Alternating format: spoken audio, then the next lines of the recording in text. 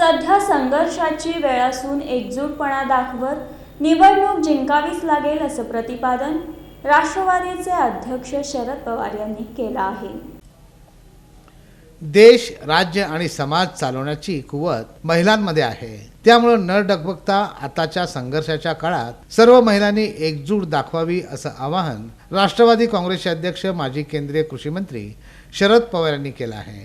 शनिवारी सलगरवाडी डोणगाव रोड येथील न्यू हायस्कूलच्या मैदानावर राष्ट्रवादी महिला काँग्रेसच्या वतीनं आयोजित केलेल्या महिला निर्धार मेळाव्याप्रसंगी ते बोलत होते। उस्मानाबाद जिल्ह्याची एक तरुणी कुठल्याही प्रश्न मांडायला कष्टाने पुढे येते, सगळं महाराष्ट्राच्या कानाकोपऱ्यात जाते आणि नव्या पिढीच्या मुलींचा आत्मविश्वास वाढवते। एक मोठं काम त्या आणि त्यांच्या सगळ्या सहकारी करतात। या सामुदायिक कष्टातून परिवर्तन होईल आणि ते परिवर्तन महाराष्ट्राचा सामाजिक चेहरा बदलण्यासाठी उपयोगी पडेल याचा मला पूर्ण विश्वास आहे। आणि म्हणून आपण एकत्र राहूया, एकत्र काम करूया।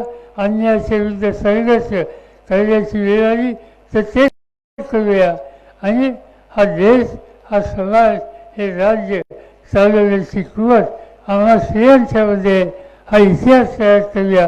ते तुम्ही कराल अशाच प्रकारचा विश्वास या ठिकाणी बाळगतो। यावेळी पक्षनिरीक्षक शेखर माने, शहराध्यक्ष भारत जाधव, जिल्हाध्यक्ष बळीराम साठे, विठ्ठल कारखान्याचे अध्यक्ष अभिजित पाटील, माजी महापौर महेश कोटे, मनोहर सपाटे, जनार्दन कारंपुरी, नलिनी चंदेले, शंकर पाटील, सुधीर खरटमल, महेश गादेकर, दिनेश शिंदे, लता फुटाणे यांच्यासह वंदना भिसे हे उपस्थित होते।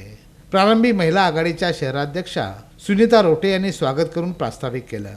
यावेळी सुमारे 200हून अधिक महिलांनी राष्ट्रवादीत प्रवेश केला। या सर्वांचे पवार यांनी स्वागत केले। यावेळी मेहत्रे आणि सलगर यांनी आपल्या भाषणात महिलांना आत्मनिर्भर करण्याचं आवाहन केलं। शेवटी दादाराव रोठे यांनी आभार मानले।